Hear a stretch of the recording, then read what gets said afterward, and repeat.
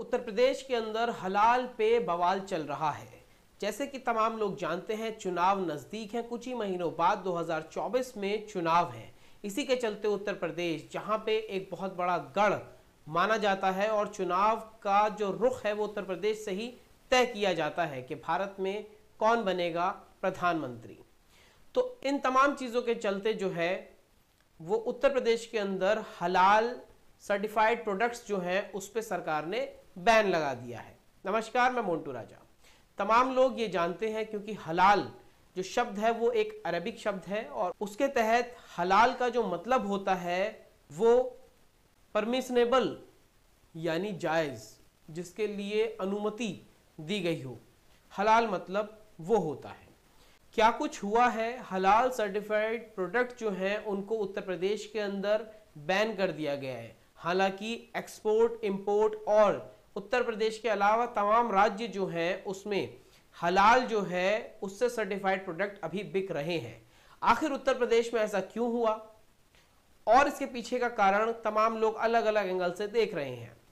कई लोगों का कहना है FSSAI जो है वो खाने की गुणवत्ता देखता है। जो हलाल सर्टिफिकेशन है उसके तहत एक पर्टिकुलर समुदाय जो है उसको लाभ पहुंचाया जा रहा है और जो अन्य लोग हैं उनको हलाल प्रोडक्ट खाने के लिए बाउंड किया जा रहा है। अब इस्लाम और शरिया के हिसाब से हलाल केवल मीठी तक सीमित नहीं है। मीट की अगर बात कर लें, किस तरह उस जानवर को काटा गया है, कैसे रखा गया है, कैसे धोया गया है, इससे अलावा तमाम बहुत सारी ऐसी चीज़ें, चाहे वो दालें हों और भी बहुत सारी चीज़ें, साबुन हो, चाहे कॉस्मेटिक हो, इस तरह के तमाम जो प्रोडक्ट हैं उस पर हलाल सर्टिफिकेशन होता है, जिससे ये सुनिश्चित हो जाए कि जो इस्लामिक है या शरीयत के तहत जो तमाम चीज़ें जो हराम इस्लाम के अंदर मानी गई हैं उनका मिश्रण इन तमाम चीज़ों में ना हो। इसको सर्टिफाइड करता है हलाल सर्टिफिकेशन। तो इस पे लोगों ने आपत्ति जताई, एक FIR दर्ज करा दी गई, जिसके बाद इस पे अंकुश लगा है उत्तर प्रदेश के अंदर। जो शिकायतकर्ता है उसने उत्तर प्रदेश की राजधानी लखनऊ के हजरतगंज थाने में शिकायत दर्ज करवाई है। शिकायतकर्ता शैलेंद्र कुमार शर्मा ने ये कहा है कि हलाल सर्टिफिकेशन के नाम पे तमाम जो प्रोडक्ट हैं उनकी सेल बढ़ाई जा रही है और एक विशेष जो धर्म के लोग हैं उनको फायदा पहुंचाने की कोशिश की जा रही है। इसमें साफ कर देते हैं ये मुसलमानों की बात हो रही है, क्योंकि तमाम इस तरह की घटनाएं देखी जा रही हैं कि मुसलमान इस देश के अंदर होना मानो एक अपराध होता जा रहा है। किस तरह मुसलमान को टारगेट किया जाए, कैसे मुसलमानों की इकोनॉमी को ध्वस्त किया जाए, किस तरह कानूनी पैतरे अपना के उन्हें कमजोर किया जाए, साफ शब्दों में यह देखने को मिल रहा है। दरअसल खाद्य आयुक्त कार्यालय द्वारा तमाम छापेमारी की जा रही है। जो मुकदमा दर्ज हुआ है आपको बता दें, वो धाराएं IPC 120B, 153A, 298, 384, 420, 471, 505 के तहत मामला दर्ज किया गया है। चेन्नई में हलाल इंडिया प्राइवेट लिमिटेड, दिल्ली में जमात उलमा हिंद हलाल ट्रस्ट, मुंबई हलाल council of India, Mumbai Jamatul Maharashtra trust जो है उसके खिलाफ प्राथमिकता दर्ज कराई गई है। इस पर जमात उलमाए हिंद हलाल ट्रस्ट का कहना है कि तमाम जो आरोप लगाए जा रहे हैं ये बेबुनियाद हैं, हम इसमें कानूनी लड़ाई लड़ेंगे। आपको बता दें तकरीबन 400 FMCG कंपनी हैं जिन्होंने हलाल सर्टिफिकेशन ले रखा है। स्विगी, जोमेटो और ना जाने कितने ही रेस्टोरेंट और होटल्स हैं, 5 सितारा होटल हैं जिन्होंने हलाल सर्टिफिकेशन लिया है।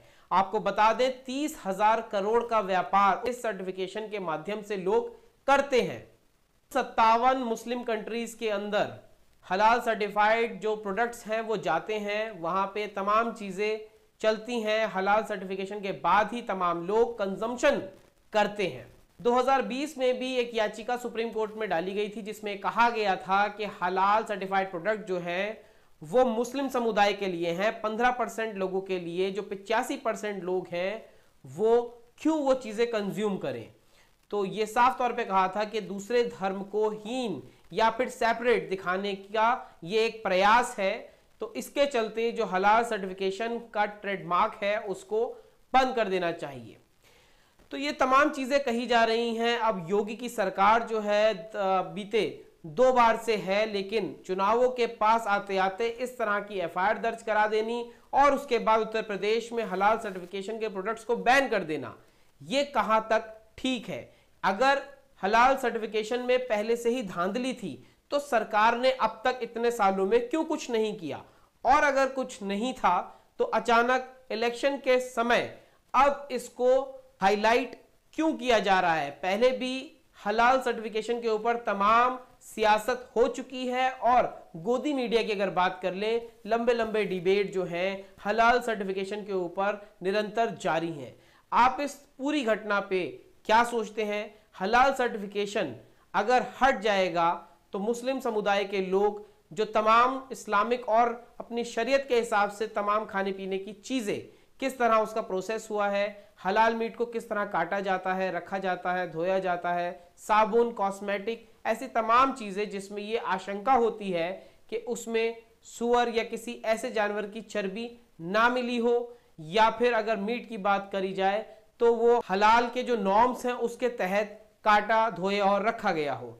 तो अचानक चुनावों के दौरान इस तरह की चीजें उठ खड़ी हुई हैं। आप इस तमाम चीजों पे क्या सोचते हैं? हलाल बैन, हलाल पे बवाल जो उत्तर प्रदेश में हो रहा है वो कहां तक ठीक है? और अगर ठीक है तो इतने सालों तक सरकार ने इसे नजरअंदाज क्यों किया? हालांकि विदेशों में एक्सपोर्ट और अन्य राज्यों में इंपोर्ट, खाना बेचना कोई पाबंदी नहीं है, केवल उत्तर प्रदेश में ये निर्णय क्यों लिया है? आप अपनी राय, प्रतिक्रिया कमेंट द्वारा साझा कर सकते हैं। अगर अभी तक हमारे चैनल को सब्सक्राइब नहीं किया है, कृपया करके सब्सक्राइब, लाइक और शेयर कर लें। हमारे चैनल को आप फेसबुक, इंस्टा और ट्विटर पर भी फॉलो कर सकते हैं। अगली अपडेट के साथ आपके समक्ष फिर प्रस्तुत होंगे। नमस्कार।